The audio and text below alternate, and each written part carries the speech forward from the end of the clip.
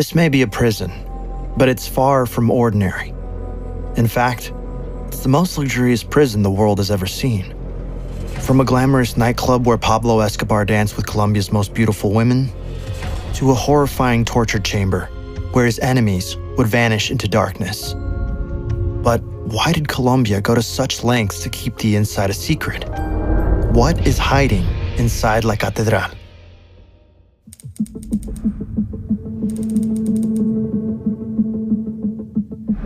10 a.m. Escobar lies in his bed, thinking about the day ahead. This is Escobar's cell, but it's far from what you might imagine. It's fitted with a king-size bed, topped with the finest Egyptian linen sheets. Surrounded by million-dollar paintings, fine oak wood furniture, and a wall-length bookshelf. Behind the bed, a handcrafted blue ceramic tile art piece of the Virgin Mary adorns the wall. His room doubles as one of his offices. Next to his bed is his workstation. Even behind bars, the cartel boss is running one of the largest drug empires the world has ever seen.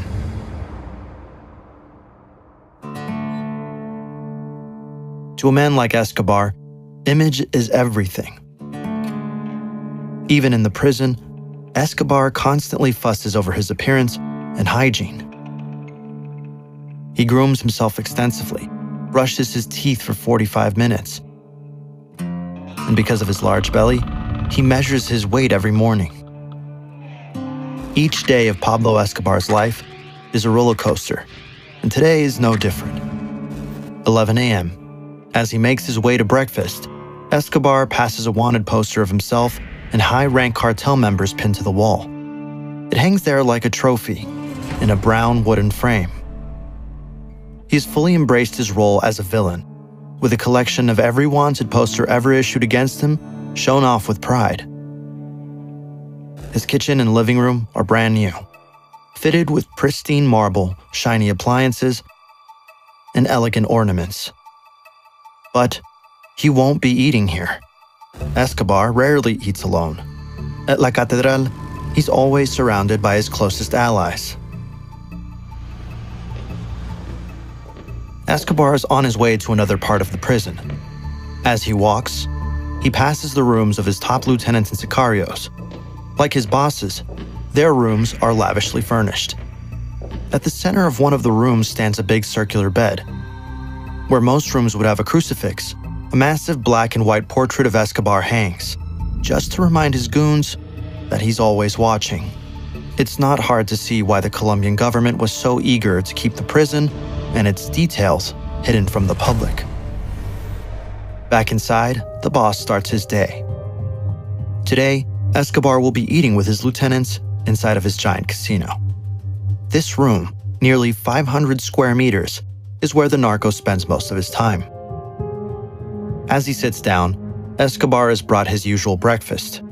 His private chef cooks a traditional Colombian plate of rice, eggs, roast beef, fried plantain, arepa, beet salad, and couples it with a glass of milk. It might be hard to imagine, but we're miles away from civilization, up a rugged jungle mountainside. And yet, here, Escobar has commissioned an industrial-grade setup, fit for even the finest restaurant. It's fully stocked with multiple fridges and cooking areas. Just a single one of these fridges could cost upwards of $5,000. The entire kitchen alone set the boss back nearly $75,000. Right now, the chefs and staff are prepared for a typical occurrence in the million-dollar prison. But tonight, something's different. Two guests are set to arrive at 5 p.m., whose presence will make international news. 1 p.m. Escobar finishes his meal. Even though he's behind bars for countless crimes, his transnational drug empire still runs like clockwork. Escobar stands up and heads to the office.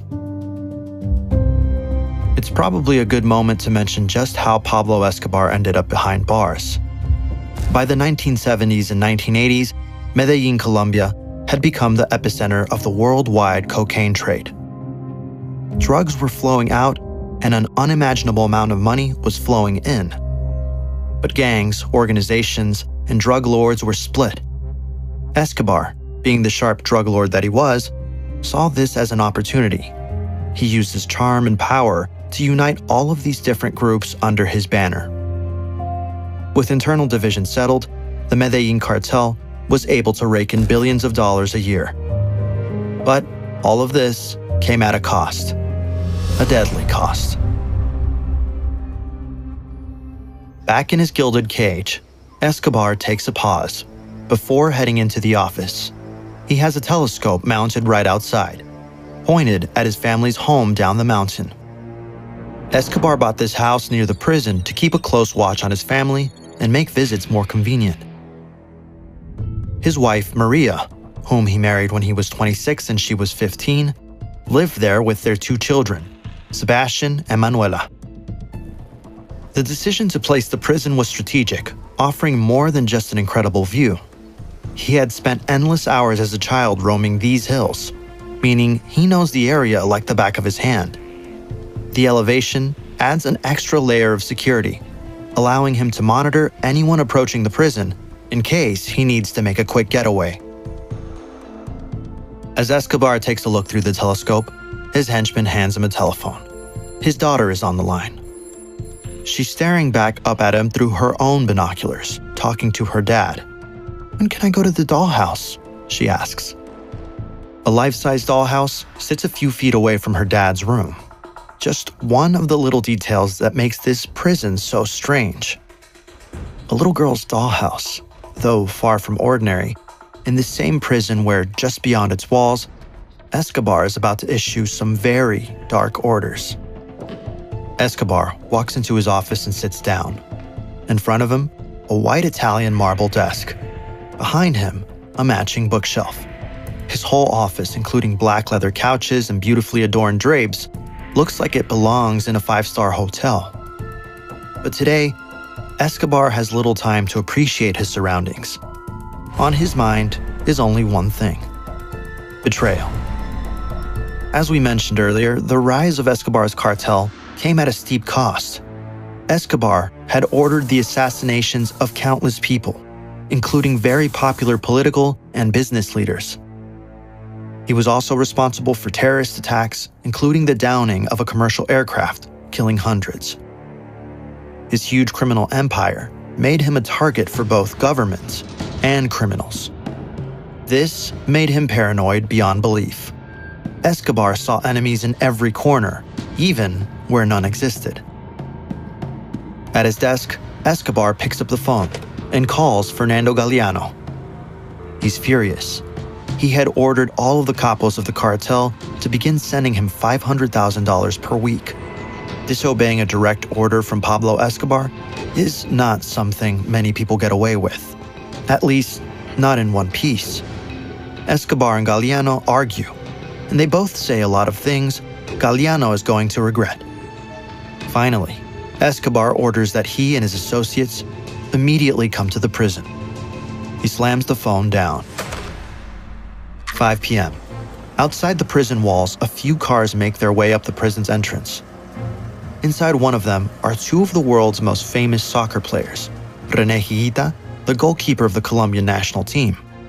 Next to him, the legendary Diego Maradona, the pride of Argentina and soccer itself. They aren't just here for a friendly chat with Escobar. They're about to play a private match on one of the 2 state-of-the-art soccer pitches that sat behind the prison. The main soccer field, measuring almost the size of the prison itself, is allegedly one of the nicest in the city. The floodlights surrounding it are so bright that people in Medellin, dozens of miles away, could tell when Escobar was playing a match.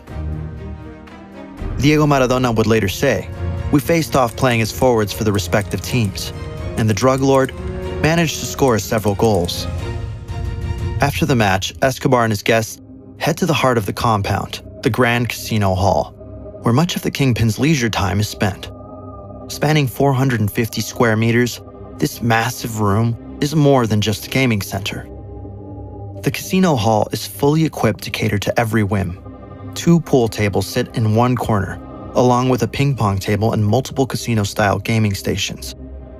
At the center of it all is a small altar, dedicated to his beloved Archangel Saint Michael.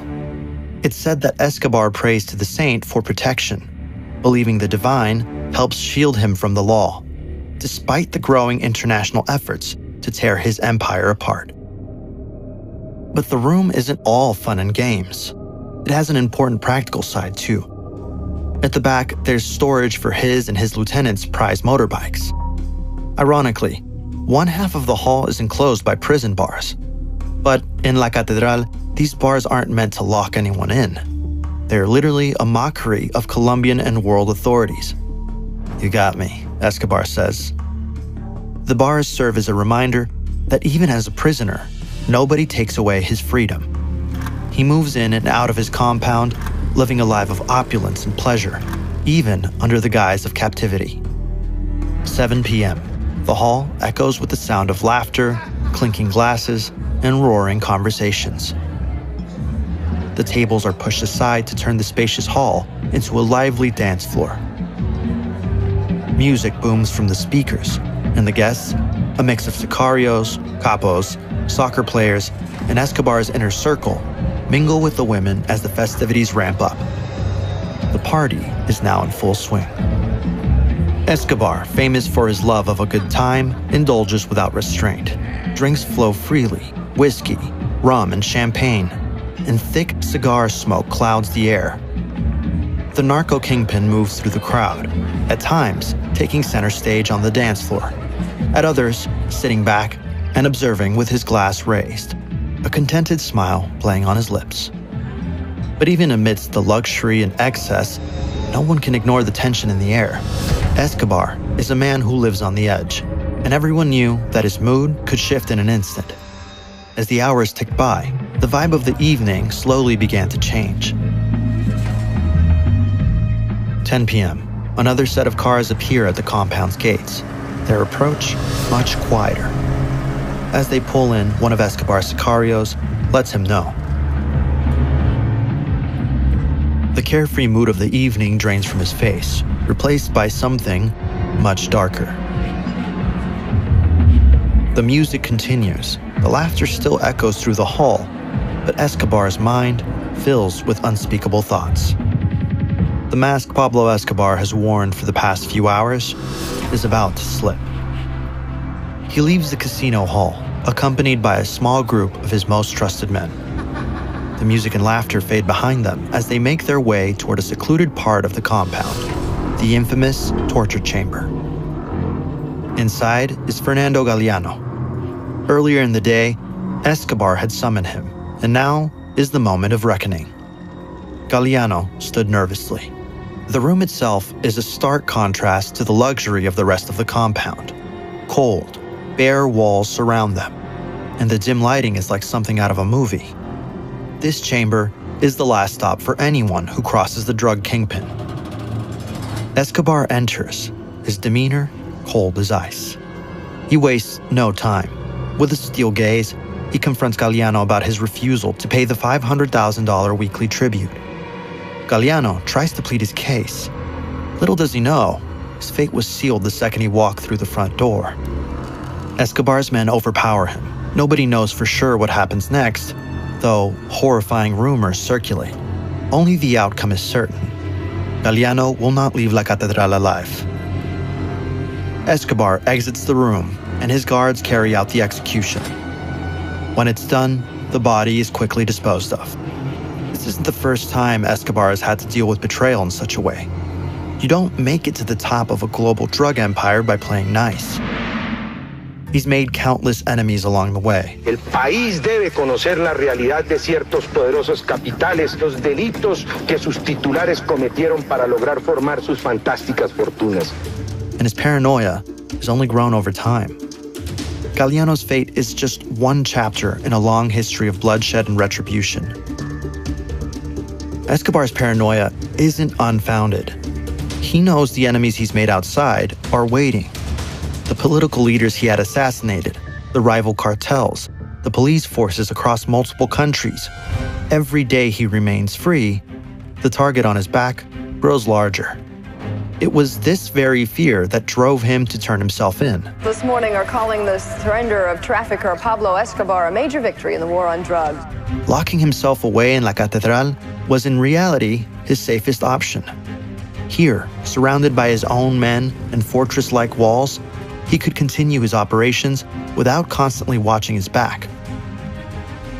As Escobar returns to the casino hall, the party hasn't missed a beat.